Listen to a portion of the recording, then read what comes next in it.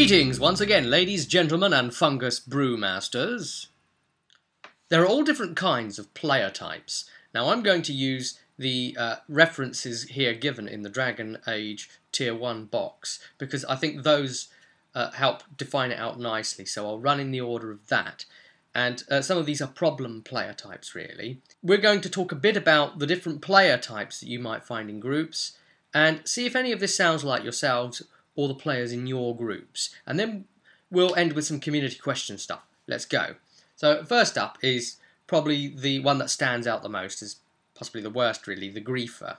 This is really a person who's acting disruptive within the group, and it's normally someone who, you know, everyone's going to have a bad time unless somebody talks to that person to sort it out, and maybe they have to be asked to be removed from the group. They're just upsetting the players and the GM with their actions. This could be someone that you've brought on who really doesn't understand or really want to play role-playing games, for example. Have you ever had any problems like this with a griefer in your group? What have you done about it? Next up is the hack and slasher, the combat-oriented person. Now, I'm not going to, except for the griefer, slam any of these types because, you know, they are all legitimate gaming types.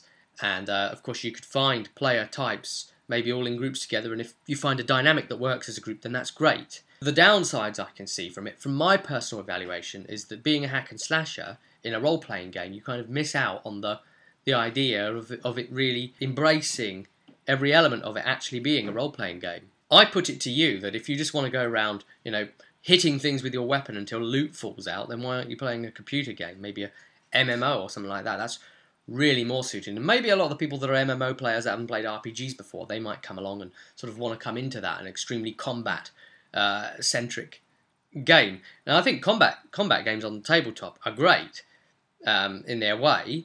Now I play a lot of miniatures based ones and things like that, but you know, within a role play game they could be really, really good because, you know, you could bring in elements like scenery and come up with your own unique tactical concepts that you wouldn't be able to do because you're restricted by in a game. But somebody that focuses too heavily on that could really weigh down the rest of the group perhaps. You know, they just want to get to the combats. All this role play stuff and playing their character may well be boring to them and they're just waiting for the next fight. But then really, is it that interesting? You know, you're just rolling some dice for one reason or another. Is it really that more exciting if you're swinging with your sword or like casting a spell at someone, doing something in a different way? You know, the idea of playing that class, you're just taking some dice and throwing them, right?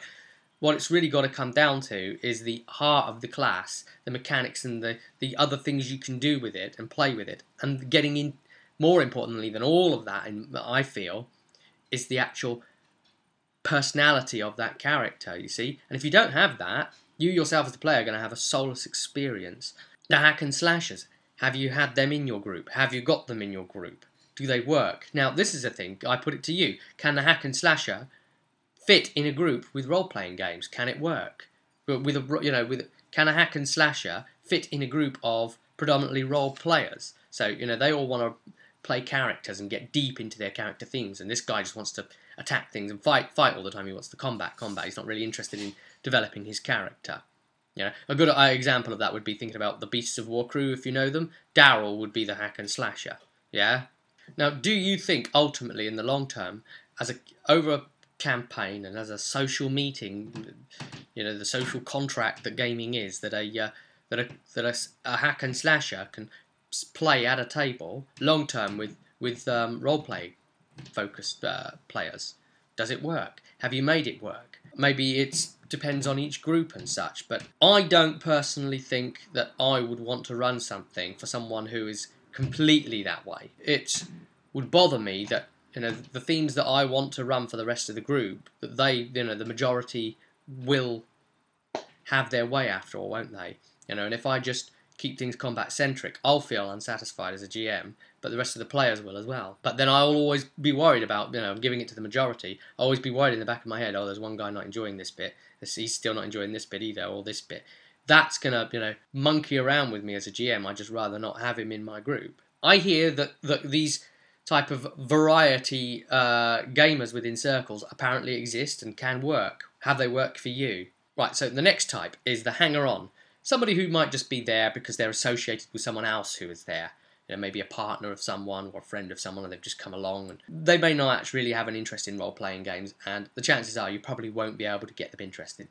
And don't just sort of like try and get them in and make them come in for the convenience of making up the numbers as a regular person if they really aren't interested, because ultimately their lack of interest will bring your group down anyway. Next up, the junior thespian type of player. Now, normally, this type of player is actually quite good for the group. He's the one that gets right into the heart of his character and plays it with complete feeling and understanding and takes it the full way forward. But, just like anything in life, you can have too much of a good thing. And sometimes there's a danger that this player type might overstep and take it too far. He might say that he wants to play out every tiny little element of something, or not want anybody in the party to go out of character. Have you been that person? Have you got one of these people in your group? How do you get on with them? Is there any tensions? Is he still with your group? Have you got anybody that takes the roleplay that serious that you don't want discussions of any other side chat at any point, not even slightly? Or could you pass the snacks? Or if you've got to say it in some sort of like ye olden way, any more of your traveller's fare you can pass to me, or instead of like pass the water jug or something, he might insist on you saying something like, "Oh, hand me the skin. I wish to quench my thirst." Then it can start to become disruptive. I think, personally, I think it can maybe start to be taking things a bit too far.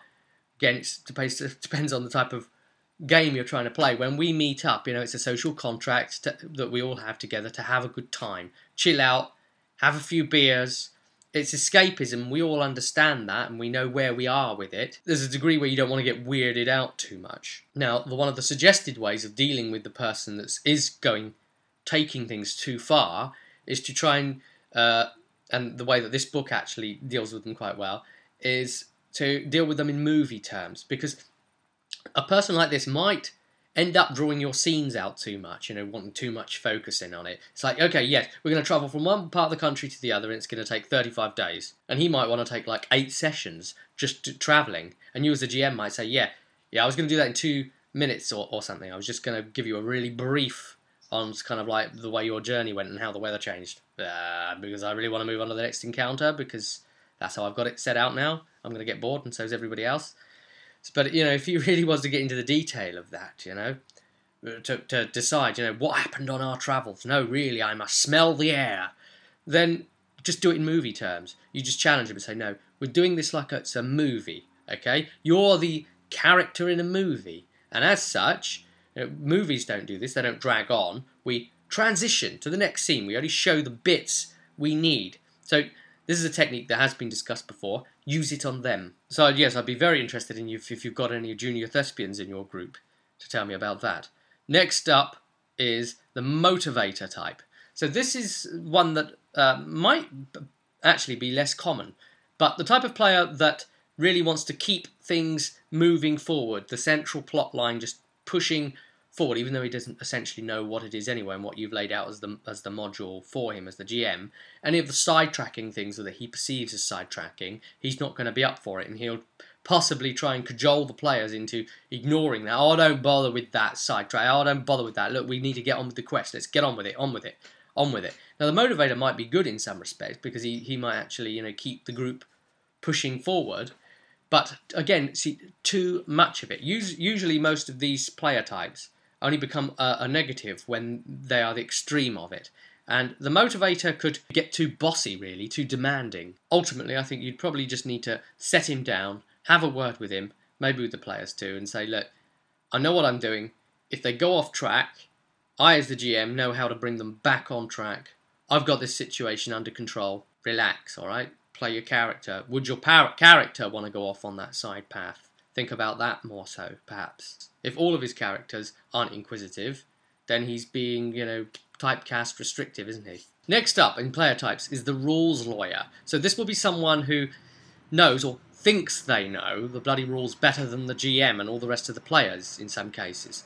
So this would be someone, the reason that they would be, it's good for a player to know all the rules anyway. Strain off the GM. The more questions that you are asking your GM in the middle of the session is straining his mind and taking him a little bit away from what he should actually be presenting to you over here. You're pulling the GM over here and taking him away from over here, okay? I've got a player who is trying to sub-GM in himself. He can't help himself. He likes being the centre of the attention in my group. And so whenever the players sort of ask a question that they really ought to know, he'll probably chip in and answer it because he can't resist. He can't help himself. Okay, so I just leave him to do it, and I concentrate on where I'm at over here because he sounds like he's getting it right, and he usually does get the easy questions right. But it's when they try explaining things to the players in the middle of the bit where you are actually trying to do your thing, where you're trying to explain the exposition or something like that, then they might take over, or you're trying to explain how a rule should work, and they're explaining it. And it will have really annoyed you because you might have come up with a really nice nuance specifically for that team, for that day. You might have made a nice alteration, a little homebrew to it that you haven't told them about, and you just want to laying it on them. And immediately he's going to come in with expectations and start saying about how it should work, or that he's actually read this module and it's done this. And you could say, well, yeah, the module's only there as an interpretation for a GM, just like the rules are only there as an interpretation for the GM. This sort of player really needs telling. This being a role-playing game, the GM needs to be able to access his sense of energy, enthusiasm, and creativity. And for him to fully do that, he needs to have some creative control over the fixed element and being able to make it malleable and pull it this way and that way to his liking. Because if you take the written word of someone else, you can never truly portray it. If you take it and adapt it, you make it yours, and then you'll play it more convincingly. The rules lawyer might not like that. He might clash with you and the players on things. Just tell him that it is an interpretive experience. The whole thing about rolling dice to be able to fight anyway, doesn't completely make sense, does it? It's only a system to attempt to get the combat out of the way so you can get on with telling the story. Have you had any of these in your group? How have they been for you? How many of these different kinds have you all had around a table together? Do you find that a split of one of each of them makes things even more disruptive, or does it make for a hell of an interesting game? I think the biggest danger the rules lawyers can really pose for you, because I mentioned GM energy before, is dragging the GM down so that his energy begins to wane, and so that he's wasting the time of the group. They've got limited time to be able to meet per week perhaps, or per whenever, wearing the GM's voice out. He's having to argue and explain things with him instead, and instead the GM's having to backtrack and waste all that time. And really, you shouldn't be having to debate rules and explain yourself and all these kind of problems at all. It should be fast, it should be flowing. If something takes too long, the rest of the group are all going to start yawning, they're all going to get bored, and you'll lose the whole table, all because of one player. That is disruptive behaviour. So that's when it becomes it, you see. Now, this next one's quite famous indeed. The Spotlight Hog. The person who, screw everybody else, I'm stepping forward, I'm taking control, I'll speak, I'll do this. I'm still talking, you can't get to play your characters, I'm still doing my bit. Aha, I have the idea. Aha, I'll deal with it. Aha, I'll fight it. Aha, I'll cut it down. I'm the best at the combat, I'll do this. Yes, I've got the solution. Everybody be quiet, I'm talking. I'm going to talk, I'm the leader, I'm doing this. I'm going forward. Me first, it could be dangerous. Get behind me, everybody. I have an idea. I've solved it. As usual, I'm the one. The Spotlight Hog. This could begin to really leave the rest of your players feeling crap about themselves, or feeling, God, we've got this guy here with us, but legitimately, because we've got fairly meek characters, we can't really say too much in character. Well, say something as a player then. You're all meant to be here as a social contract after all. Say something to the player. Say, tone it down a bit. We all want to have a bit of a go, don't we, Blimey, mate. That sort of thing. If you can't take it, remove him from your group. You have to be able to talk about issues and be friendly enough at the table, to be able to run a game like this. And some people are just a bit childish and really won't allow other players to have their moment. Everybody has to have a fair share of it, and it's up to the GM. If you see someone taking too much control, maybe try and take some of their speciality things away from them in some of the things you craft, or make some alterations to the module. Take one of the more quieter people, some of the skills that they specialise most in, and, just to really put two fingers up at that Spotlight Hog, set a whole load of good skills out that specifically can only be dealt with by that person. So you might have a really quiet cleric in your D&D group, for instance. Give them a whole load of undead problems to deal with, completely focused on that, and knowledge about thereof, religious-based knowledge tests and things like this. again, it comes down to you as the GM, what you are choosing to reward, because you can reward spotlight time. Or you as the GM could even step in and say, yeah, all right, hang on a minute. I want to hear what everybody thinks about this. What is your character thinking internally and or saying at this point? And that way you've actually physically shut up the spotlight hog, but you haven't told him to shut up because he's annoying you. You've gone from the point of view as, I want to talk to these people here as well as you. You've done it in a way that's less likely to upset him, perhaps. Now, as we were talking about different sort of like player types being able to exist in a group together, funnily enough, the spotlight hog could actually work quite well in a group with like the hack and slashers as an example, because you know they just want to get on with the combat, and the spotlight hog wants to play all the character and do all of this and sort of like be the one that's, you know, comes up with all the ideas, so they'll let him get on with it because they just want to start rolling some dice and, you know, generating more combat. So tell me about your issues with spotlight hogs in your groups. How's it worked out for you? Now the final kind of player is the wallflower. This is the polar opposite to the spotlight hog. This is the person that isn't getting involved enough. You really feel that he's out of it, he's not contributing, he's not speaking in character or speaking much at the table. He's just really sitting there and going along with what everyone else decides on every encounter all the time. Fighting, doing his thing. You're worried about him. You don't think he's really getting the most out of it. And you don't even really know his character best. He's not even developed his character because he's not speaking very much. You know, he might have even given you some interesting concepts. But of course those concepts need to grow as the game goes on. This is somebody that might have an issue there going on within the system. It might be an issue with one of the players, a personal issue, or an issue that he doesn't understand with the rules. And it could really, this person needs speaking to. You as the GM should take him aside out of game and say, hey, you know, what's up? You know, I noticed you weren't really in there. Do you feel a bit unsure about something? Can I help? And it could be like some sort of game-related element that he might need aid with from a player, for example. You don't want a situation where he's going to get to the point where he's slowing the whole rest of the group down, or they're affected because they're feeling strange because of his actions. Now, hopefully, you can sort of iron out any of those wallflower wrinkles by taking them through the prequel one-to-one player sort of pre-game sessions, the ones that I suggest in this video. I'll annotate it up on screen. Now, if you take them through some things, you get to know them as a character more, let them become more confident with their character, and then, of course, they get a little bit more confident with the rules, perhaps. But have you had any of those in your group, any of these wallflowers? Have they disrupted your games at all?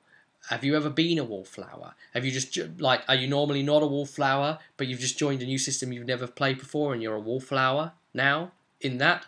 Is there some systems you are and some you aren't? Why were you a wallflower? Was it dealt with or were you failed? Well, that concludes the player types rundown. I hope you've enjoyed this interesting introspective look at all of the different player types, and hopefully you've recognised this in some of the people you know in your groups. I say hopefully, you know, because it makes it all worth something having made the video, but obviously it's not a good thing because a lot of these are extremes, so hopefully you haven't seen it too much. And I wish you all the best gaming in your travels. Leave all of your comments below on any of these gamer types. Share with us your personal experiences as a big community question thing. And until next time, I'll see you at the table.